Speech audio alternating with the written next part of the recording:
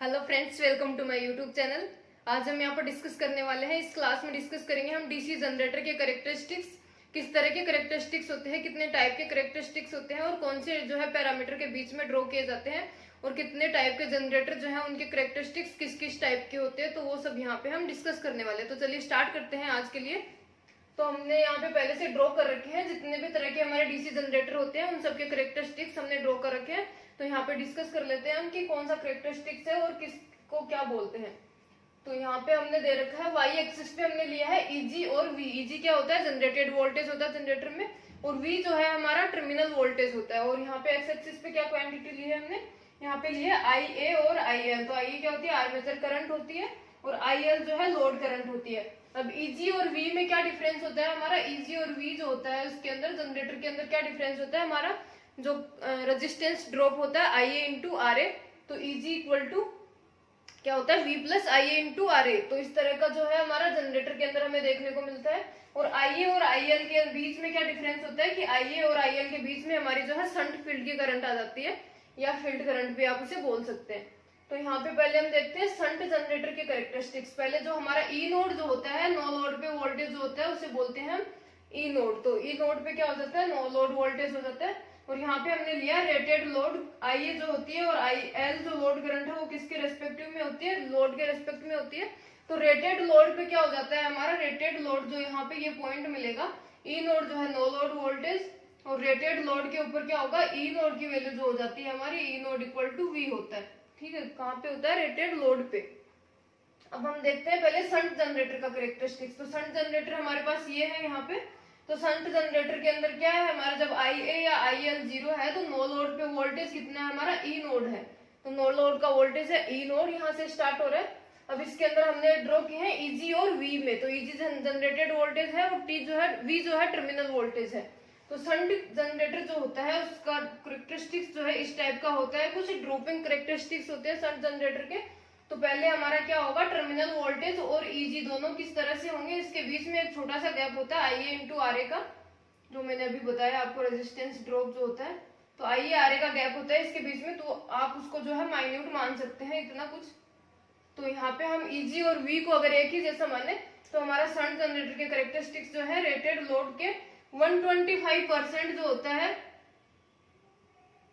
125% of rated load होता है, वो हमारा ऑपरेटिंग रीजन होता है किसका? शंट जनरेटर का। तो यहाँ तक क्या होगा हमारा? ड्रॉपिंग कैरेक्टरिस्टिक्स चलेगा ईजी और वी का एक जैसा। उसके बाद क्या होगा? यहाँ पर आके जो हमारा शंट जनरेटर है उसके अंदर ब्रेकडाउन पॉइंट आ जाएगा। जैसे ही हम लोड को एक्सट्रीम कंडीशन पे बढ़ा देंगे तो एक ब्रेकडाउन पॉइंट आ जाता है हमारा शंट जनरेटर में। और ब्रेकडाउन पॉइंट के बाद में क्या होता है हमारा? जो टर्मिनल वोल्टेज होता है वी क्या होता है? ड्रास्टिकली जो है ड्रॉप कर जाता है, और वो कहाँ चला जाता है हमारा? ड्रॉप करके जीरो पे चला जाता है। तो टर्मिनल वोल्टेज जो है 125% ऑफ रेटेड लोड जो है वो ऑपरेटिंग रीजन होता है, और उसके बाहर जाते ही हमारा टर्मिनल वोल्टेज जो है ड्रास्टिकली चेंज होता है एंड ड्रॉप्ड टू जीरो। तो ये हो जाएगा हमारा शंट जनरेटर के कैरेक्टरिस्टिक्स। तो इसके कैरेक्टरिस्टिक्स किस तरह के होते हैं? ड्रूपिंग कैरेक्टरिस्टिक होते हैं शंट जनरेटर के। और उसको किसके लिए यूज में लेते हैं? शंट जनरेटर्स जो होते हैं उनको बैटरीज को चार्ज करने के लिए या बैटरी के अंदर यूज में लेते हैं शंट जनरेटर को। या तो हम एक्साइटेशन के लिए भी सेपरेटली एक्साइटेड डीसी जनरेटर के साथ में यूज में लेते हैं शंट जनरेटर को। नेक्स्ट हम देखते हैं सीरीज जनरेटर का। तो ये है हमारा सीरीज जनरेटर। इसके कैरेक्टरिस्टिक्स किस तरह के हैं? तो सीरीज जनरेटर में क्या होता है हमारा? फील्ड जो आर्मेचर जो होती है वो किसकी सीरीज में होती है? फील्ड होती है आर्मेचर के सीरीज में होती है, और लोड के भी सीरीज में होती है सीरीज जनरेटर में। तो जैसे ही हम लोड बढ़ाएंगे हमारा फ्लक्स बढ़ेगा, फ्लक्स बढ़ेगा तो वोल्टेज बढ़ेगा। तो हम क्या करेंगे? हमारा जो सीरीज जनरेटर के कैरेक्टरिस्टिक्स होते हैं वो राइजिंग कैरेक्टरिस्टिक होते हैं।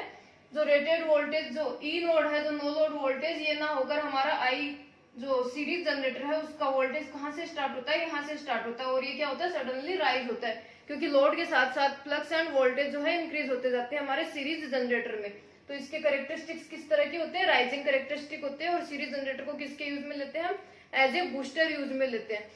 ठीक है, नेक्स्ट हम देखते हैं क्यूमुलेटिव कंपाउंड का। अब क्यूमुलेटिव कंपाउंड हमारी जो होती है उसके अंदर क्या होता है? शंट फ्लक्स होता है और सीरीज फ्लक्स होता है। दोनों का क्या होता है? एडिशन होता है क्यूमुलेटिव में, और डिफरेंशियल में जो होता है सब्ट्रैक्शन होता है। तो क्यूमुलेटिव कंपाउंड जो होती है, अगर ओनली क्यूमुलेटिव कंपाउंड की बात करें हम, तो इसके कैरेक्टरिस्टिक्स जो है कुछ इस तरह के होते हैं। जो शंट जो है उससे थोड़ा ऊपर रहता है इसका वोल्टेज, लेकिन क्यूमुलेटिव होता है उसको हम तीन तरह से हमने इसको जो है बांट रखा है। तीन जो है इसके डिफरेंट पार्ट है इसके, जो इसके अंदर किस तरह के होते हैं। एक ओवर कंपाउंड होता है, ओवर क्यूमुलेटिव, एक होता है फ्लैट या लेवल क्यूमुलेटिव कंपाउंड, एक होता है अंडर क्यूमुलेटिव।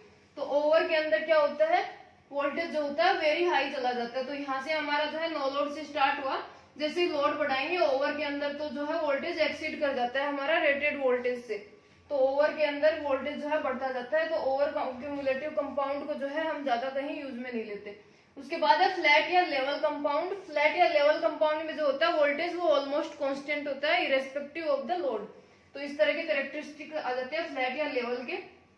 उसके बाद क्या होता है हमारा अंडर कंपाउंड होता है। तो अंडर कंपाउंड में क्या होता है, फ्लैट या लेवल होता है उससे थोड़े डाउन होते हैं, ड्रॉपिंग होते हैं, और जो हमारा नॉर्मल कंपाउंडिंग होता है क्यूमुलेटिव होता है उससे थोड़े हाई इसका जो है वोल्टेज से चला जाता है। तो इस तरह से इसके होते हैं। उसके बाद हम देखेंगे सेपरेटली एक्साइटेड के। तो सेपरेटली एक्साइटेड जो होता है डीसी जनरेटर, उसके कैरेक्टरिस्टिक्स जो होते हैं वो संट से थोड़े से ऊपर होते हैं, क्योंकि संट में हमारा एक ब्रेकडाउन पॉइंट आ जाता है और ड्रॉपिंग कैरेक्टरिस्टिक होते हैं। सेपरेटली के अंदर क्या होता है हमारा इस तरह से होता है, ये हो जाएगा हमारा। तो यहाँ पे आ जाता है हमारा ईजी आ जाता है, और उसके बाद थोड़ा सा आई आर ए ड्रॉप छोड़कर हमारा वी यहाँ पे आ जाता है। तो इस तरह से होते हैं सेपरेटली एक्साइटेड के। इसके बाद हमारा आ जाता है डिफरेंशियल का। तो डिफरेंशियल में क्या होता है, डिफरेंशियल के अंदर तो हमारे शंट फ्लक्स और सीरीज फ्लक्स जो है एक दूसरे को अपोज करते हैं, क्योंकि हम नेगेटिव साइन लेते हैं, दोनों अपोजिशन में होती है वाइंडिंग फेज, और जो शंट और सीरीज जो होती है वो दोनों। तो डिफरेंशियल का जो करेक्टरिस्टिक्स होता है सबसे डाउन चला जाता है यहाँ पे। तो इस तरह के हमारे होते हैं। अब डिफरेंशियल को किस में यूज में लेते हैं, हम वेल्डिंग के लिए डिफरेंशियल जनरेटर को यूज में लेते हैं। क्यूमुलेटिव जनरेटर जो होता है इसको हम किसके लिए यूज में लेते हैं, लिफ्ट वगैरह में यूज में लेते हैं, या तो डीसी पावर सप्लाईज में यूज में लेते हैं, ठीक है। और सेपरेटली एक्साइड को भी हम जो है एक स्पीड कंट्रोल मेथड होता है वर्ड लियोनार्ड, उसके अंदर यूज में लेते हैं, जिसके अंदर हम दोनों डायरेक्शन में जो है अब स्पीड को जो है कंट्रोल कर सकते हैं। तो इस तरह हो गए हमारे कैरेक्टरिस्टिक्स किसके, डीसी जनरेटर के, ठीक है।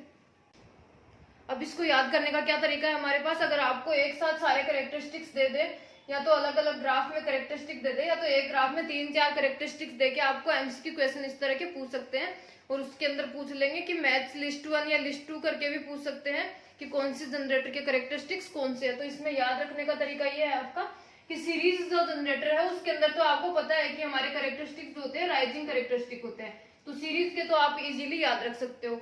इसके अलावा ओवर कंपाउंड, तो ओवर कंपाउंड के भी क्या होते हैं, ई नोड से हमारे राइजिंग कैरेक्टरिस्टिक स्टार्ट हो जाते हैं ओवर कंपाउंड के, तो इसको भी याद रखना आसान है आपके लिए। फ्लैट कंपाउंड का क्या होता है, हमारा ऑलमोस्ट कांस्टेंट वोल्टेज होता है, थोड़ा सा इसमें स्लोप आता है, तो इसको भी आप इस तरह से याद रख सकते हैं। अब आपका हो गया सेंट सेपरेटली और क्यूमुलेटिव का। तो इसको कैसे याद करना है आपको, डिफरेंशियल जो होता है हमारा डिफरेंशियल जनरेटर, उसका सबसे ज्यादा ड्रूपिंग कैरेक्टरिस्टिक्स किसके होते हैं, डिफरेंशियल के, क्योंकि डिफरेंशियल में हमारे दोनों फ्लक्स जो है अपोज करते हैं एक दूसरे से। तो सबसे लोअर जो कैरेक्टरिस्टिक्स होगा वो हमारा डिफरेंशियल का होगा, वो याद कर सकते हैं, क्योंकि फ्लक्स जो है लोवेस्ट होगा डिफरेंशियल में, ठीक है। उससे जस्ट ऊपर क्या आएगा हमारा संट का आएगा, डिफरेंशियल से ऊपर आप याद रखते हैं कि संट का आ सकता है यहाँ पे, क्योंकि संट फ्लक्स है तो संट का आ जाएगा डिफरेंशियल से जस्ट ऊपर। उससे ऊपर आ जाएगा सेपरेटली एक्साइटेड का। दोनों सेपरेटली और संट एक जैसे हैं, लेकिन संट में हमारा ब्रेकडाउन पॉइंट आता है, तो ब्रेकडाउन पॉइंट की वजह से सेपरेटली से डाउन चला जाता है इसका वोल्टेज। तो आपको इसको इस तरह से याद रख सकते हैं। और क्यूमुलेटिव का जो है उसमें तो फ्लक्स एडिशन होता है, तो वो सबसे ऊपर ही रहेगा, क्योंकि फ्लक्स जो है सबसे ज्यादा होता है क्यूमुलेटिव में इन सबसे, तो इस वजह से क्यूमुलेटिव यहाँ पे आ जाएगा। अब क्यूमुलेटिव के पार्ट्स जो है वो तो अंडर क्यूमुलेटिव, तो यहाँ पे आएगा। फ्लैट जो है इसका फ्लैट कांस्टेंट वोल्टेज रहेगा, ओवर कंपाउंडेड का जो है राइजिंग कैरेक्टरिस्टिक्स रहेंगे। तो इस तरह से आप इसको याद रख सकते हैं। सबसे लोअर डिफरेंशियल के, फिर संट के क्योंकि ब्रेकडाउन पॉइंट है, फिर सेपरेटली के, उसके बाद क्यूमुलेटिव के क्योंकि फ्लक्स ज्यादा होता है इसमें, फिर अंडर, फ्लैट, ओवर और सीरीज का जो है इस तरह का आता है राइजिंग कैरेक्टरिस्टिक्स इसमें आता है। तो ये क्या हो जाते हैं हमारे इंटरनल और एक्सटर्नल कैरेक्टरिस्टिक्स होते हैं। इसके अंदर इंटरनल क्या क्या हो जाएगा हमारे ईजी और आईए जो है वो तो इंटरनल हो जाएगा, और वी और आईएल जो है वो हमारा एक्सटर्नल कैरेक्टरिस्टिक्स हो जाते हैं, ठीक है। और ई नोड जो है हमारा वो नो लोड होता है, तो इसको हम नो लोड कैरेक्टरिस्टिक्स भी बोल सकते हैं, ई नोड और आईएफ के वर्सेस, ठीक है। तो इस तरह के हमारे जनरेटर के कैरेक्टरिस्टिक्स होते हैं। काफी बार इसके एमसीक्यू जो है लिस्ट मैच करने वाले काफी बार एग्जाम में पूछे जाते हैं। Thank you so much. और अगर आपको वीडियो अच्छा लगा हो तो लाइक कीजिए और चैनल को सब्सक्राइब करना ना भूलें। Thank you.